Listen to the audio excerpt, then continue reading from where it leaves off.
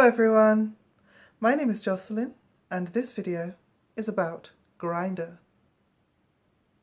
Part 1. What is Grindr?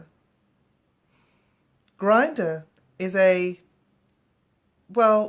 according to Wikipedia, it's a location-based social networking and online dating application for gay, bi, trans and queer people. It originally focused on queer men as the target demographic, although there are no limits to who may use it.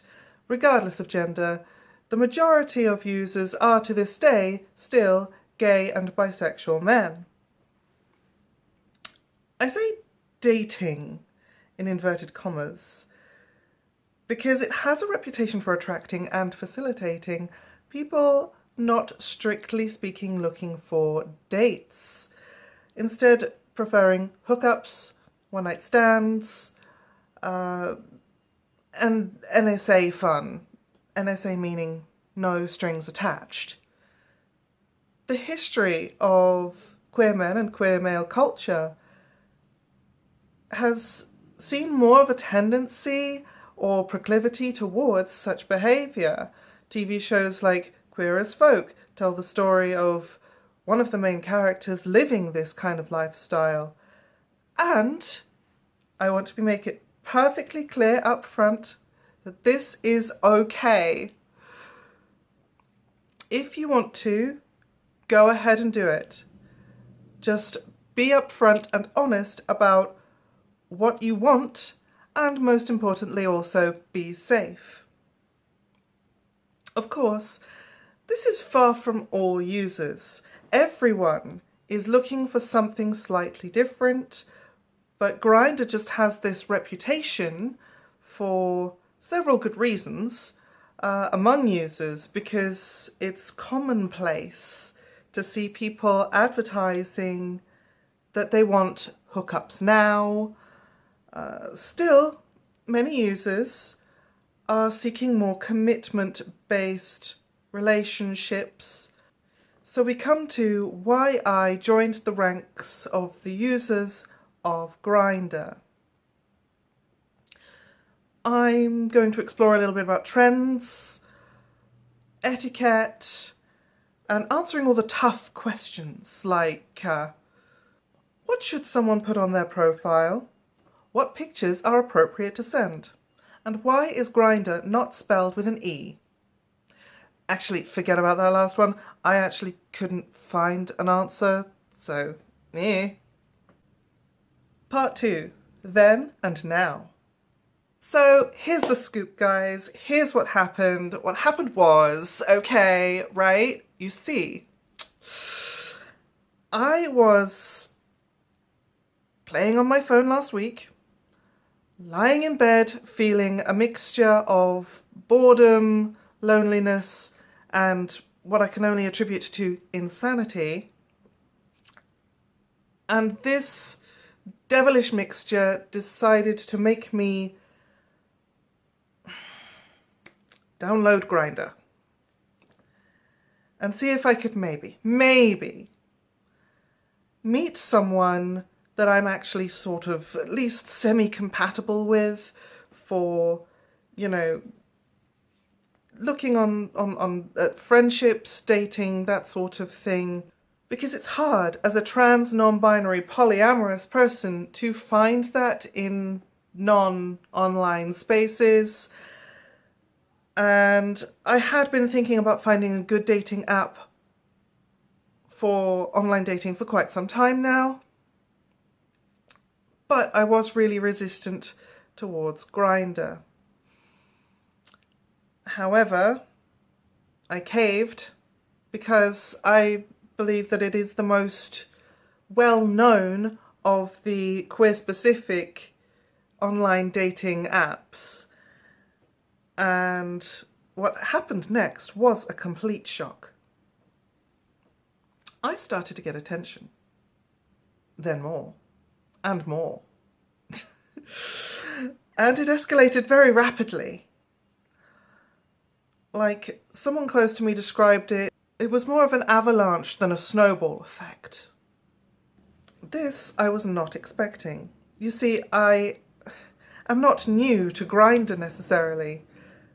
I did download it about 5 years ago, and let me tell you, the difference between then and now is staggering. So what I did was I reactivated my old profile, looking at my old pictures. Oh my god, my cheeks were so much skinnier. What has quarantine done to me?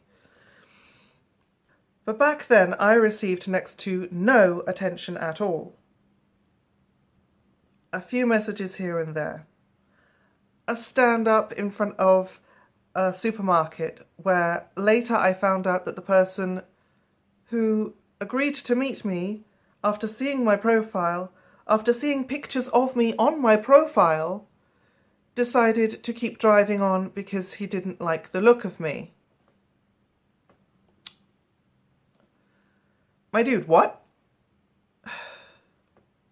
Look, I'm somewhat used to being invisible in the gay man's world because I'm not a man, I'm trans. And the message that I got from that was, as a trans individual, I am undesirable. So now to finally have what feels like an almost constant stream of male attention is extremely flattering. And I'm aware that it's partially to do with the fact that I am a new face on there, new being a relative term. And even then, I was never short of a date or two, back in the days of Gaydar. If you've never heard of that, it was a website that was basically a precursor to Grindr, but on computers, you know, those larger things. Some of you might have them. But it was still not much compared to the sheer volume of attention that I have received in this past week.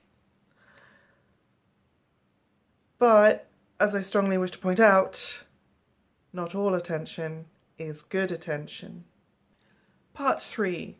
Profile etiquette. So there is a pretty basic formula for filling in a profile. I'll show you using mine to demonstrate. Users may post up to 5 pictures, 1 main and 4 others for other users to scroll through. These are all public and safe for work. Unfortunately, this picture of me promoting a healthy breakfast was not deemed safe for work. And then you also have a display name, like a username, and a space to put a description of oneself, what one is looking for in one's own words.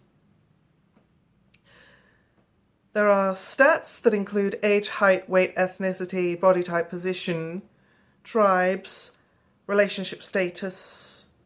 We'll go back to tribes in a second.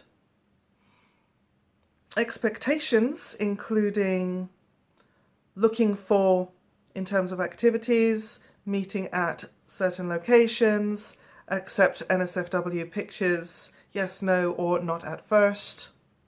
The identity section has categories for gender, pronouns, which you may customize if you so need to.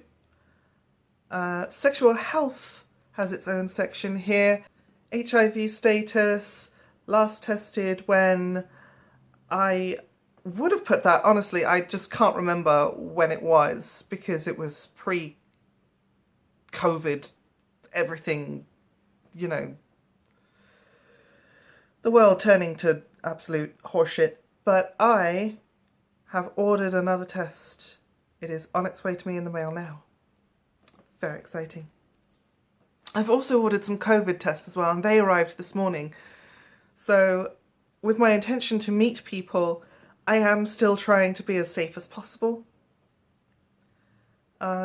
This profile also has a sexual health FAQ that doesn't show on the profile, but is helpful to users who are posting and creating their profiles. And finally, there is a section for social media links, Instagram, Twitter, Facebook stuff. All of the options that I've just listed are completely non-mandatory. This means that users may put as much or as little information as they like, and this, as you can imagine, is pretty great to customize, but also has its drawbacks. It is possible to have a profile with zero information on it.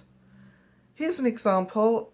I would censor this person's personal private details, but there aren't any. Literally all I know is an age.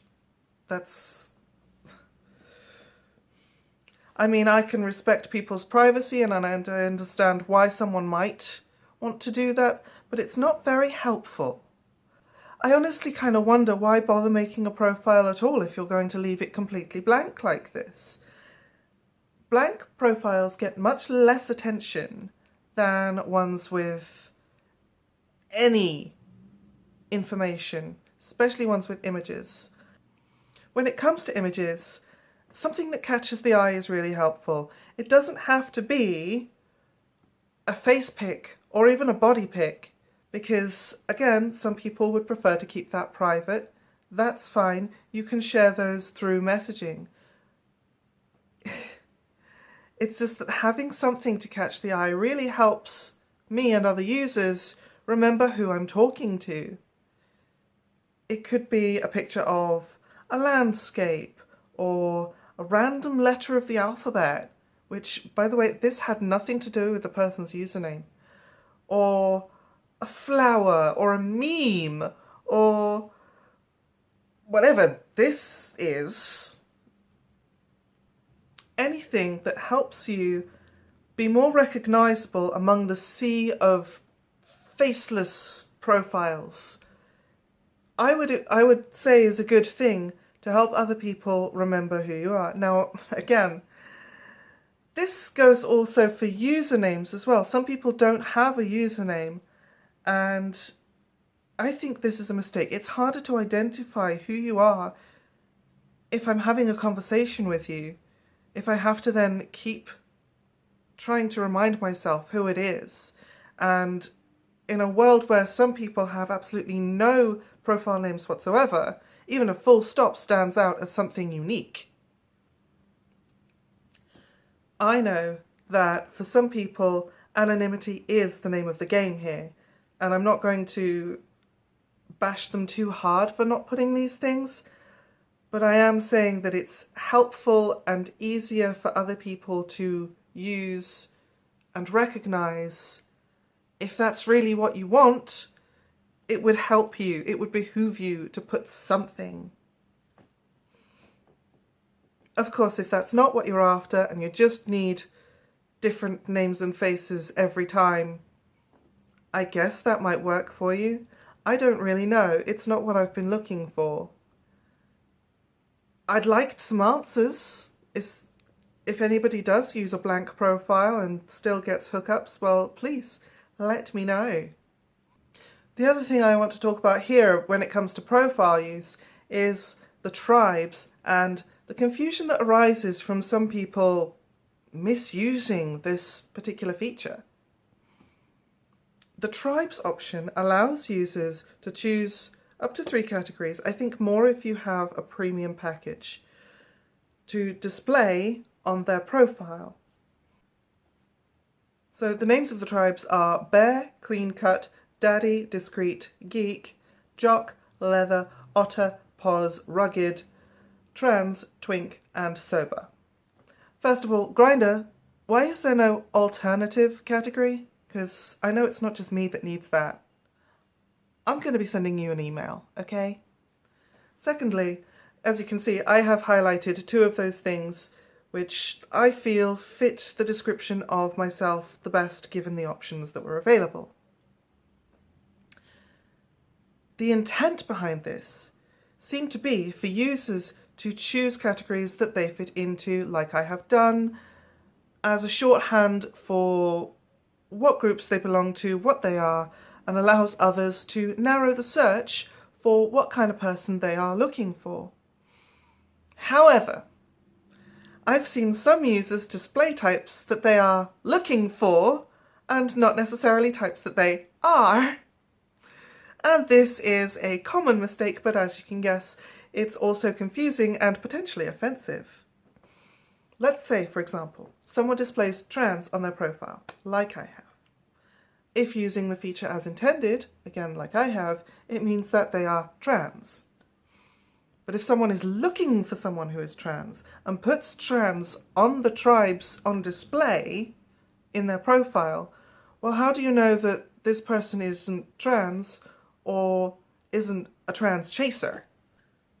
Seeing as there's a feature to select only seeing profiles of a certain tribe, it would make sense to put what you are rather than what you are looking for on this part of the profile. It's not entirely unhelpful though, because if you are trans looking for someone who is into that, you might be able to find someone.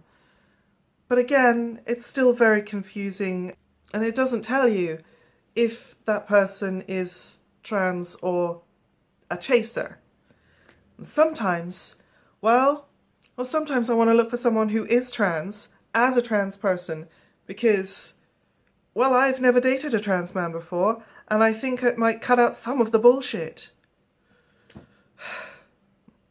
Also, yes, I'm aware that using language surrounding chasers does carry negative objectification connotations. There's no way around that. This video is not about dismantling objectification or fetishization on the Grindr scene. I'm not getting into it this time. Also worth noting, I am aware of the controversy surrounding a seemingly lack of effort to quash racism and transphobia by the Grindr creators themselves. When there are options for race and tribe filters, sometimes people will use that in an ill-intentioned way. And I would rather be upfront about being trans on my profile. Again, this video is not meant to tackle these specific issues that have already been raised elsewhere. Part 4. Message etiquette. So, if someone has a blank profile and opens a chat with one word, I will ignore them. Give me something to work with, people. I can be bright and flirty and vivacious. All you need to do is give me some indicator that you are worth my time and effort. If I see a boring opener and a nothing profile, well, I just don't think you're bringing your A game to the conversation.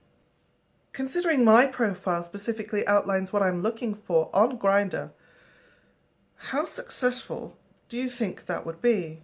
Does that even work? Speaking of which, the amount of guys I have noticed who are looking for NSA hookups, who send me messages, kind of annoying. Like, not because I think hookups are inherently bad, but because my profile says, I don't want that. I'm not seeking that. The problem here is that people just don't read the fucking profile. If they did take the short time that it requires to actually read my profile, they could save themselves and me a lot of time messaging and figuring out that we are not in fact looking for the same things. It would of course be impossible for me to talk about this topic without bringing up the notorious firing squad of D-pics. I get these unsolicited all the time.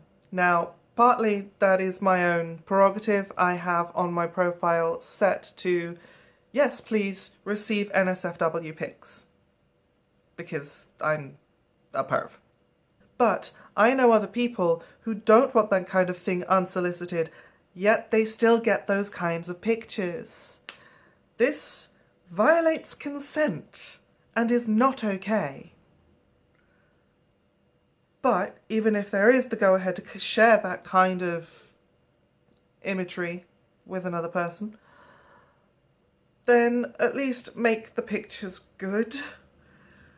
Try not to have distracting things in the background, like, what is this, my dude? Seriously, it looks like a used toothbrush or a fucking pregnancy test or something just lying on the floor. What is this? Some other trends that I have noticed on here that just caught my eye, really, and this is just from my first week of interacting with people on Grindr, so who knows what the overall trend could be. But I've noticed a large number of guys into keeping fit, going to the gym, that kind of thing, and I feel radically inadequate by comparison, let me tell you. I have actually asked a few of them how they find the motivation to go and do this, like, grueling punishment. And so far I haven't actually received any satisfying answers, but I'm still looking. Quite a few people seem to have lost messages and chats in the past, and they will put this information in their profiles, in their bios, somewhere along there, and if a chat feature is not functioning properly, oh good God, Grindr, get on that please. There's nothing worse than trying to get through to people and then having technical issues. A fair number of people on here, and again, this is something that I sort of stereotypically didn't expect from a place that has a market for queer, gay, bi men in particular, is that a lot of them are dads. And I don't mean daddies. Arr. I mean legitimately, like, parents, like, they have children. This, again, this is not a bad thing. It's just something that surprised me, considering the stereotypes that I still guess I carry a little bit inside. So this is an important point to discuss when talking about message etiquette. Dropping the ball in chats. Fellas, ladies, everyone, please, don't make it harder than it needs to be. A few times I've had a conversation where I'm talking about something and then the person responds with, okay, good, nice. Like, what am I supposed to work with here? You take the information that the person has given you, build on it in your reply, please. This is how conversations just die.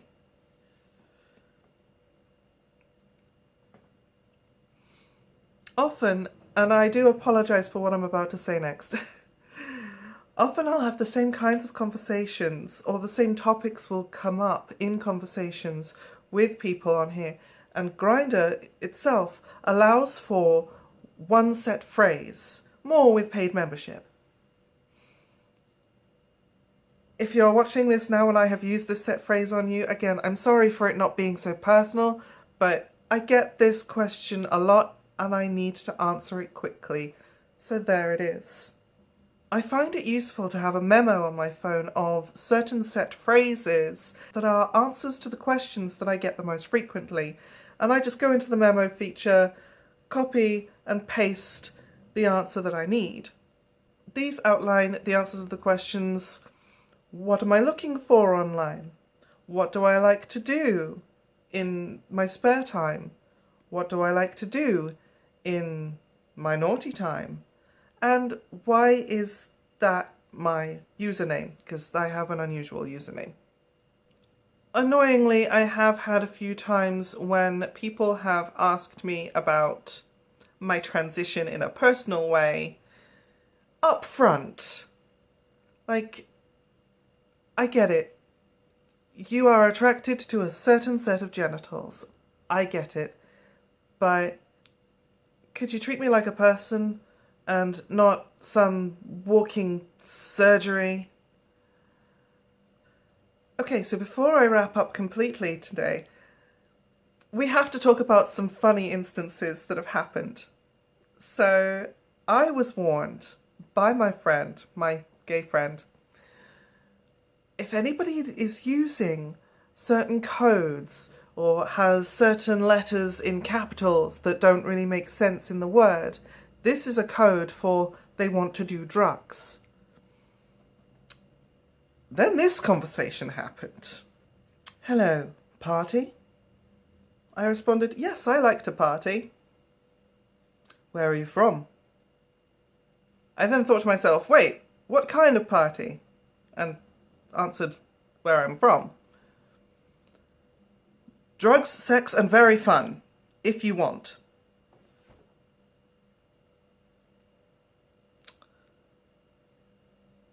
Okay. No codes, then. No need for codes, I guess. This one was kind of amazing to me.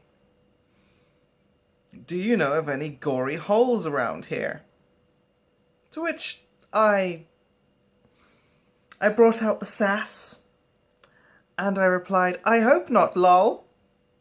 They wanted to know why not, so I said, dude, reread what you sent me carefully.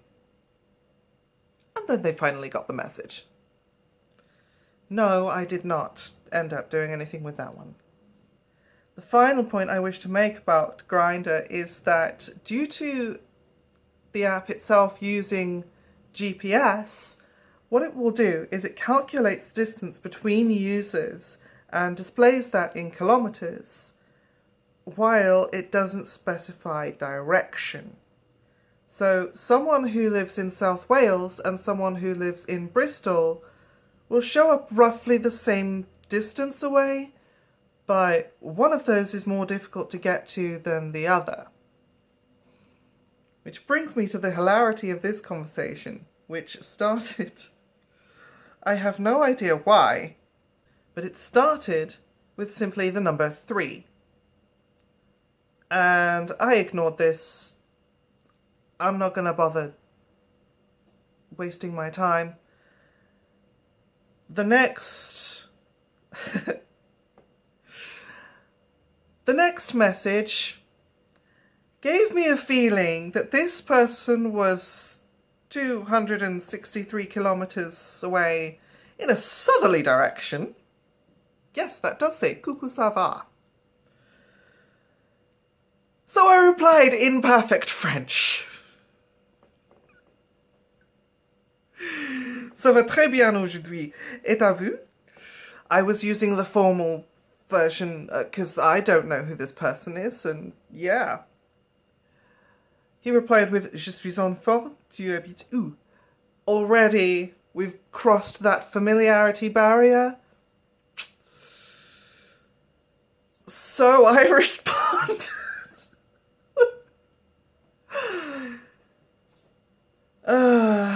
So we swapped our location details. I tell him that I think it's a bit too far. We talk a little bit more. He shows me his impressive member. I just didn't have the French knowledge to translate holy crap, that's huge. But in amongst all of these funny experiences, I've also actually talked to and met some very nice, decent people. And I can honestly tell you that I am enjoying it, and I will continue to seek out more fun experiences with people. And I'm arranging some meetups. I've got some more lined up this week. There's one I'm particularly excited for.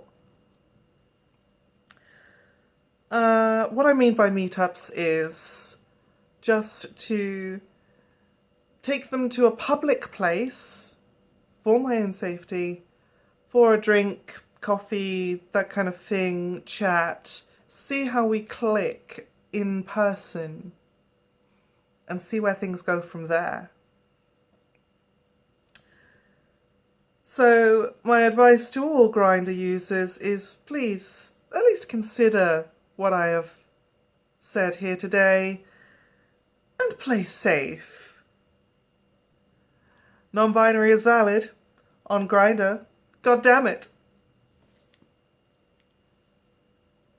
This video is not meant to debunk or dismantle the objectification or fetishization on the Grindr scene. I could say that again. HIV takes shit, which you may back when the height of technology was a phone with the flippy bit at the front. Because it's hard as a trans non-binary, oh fuck's sake. Totally heckin' valid, y'all. I can't get away with saying y'all. I'm not fucking American.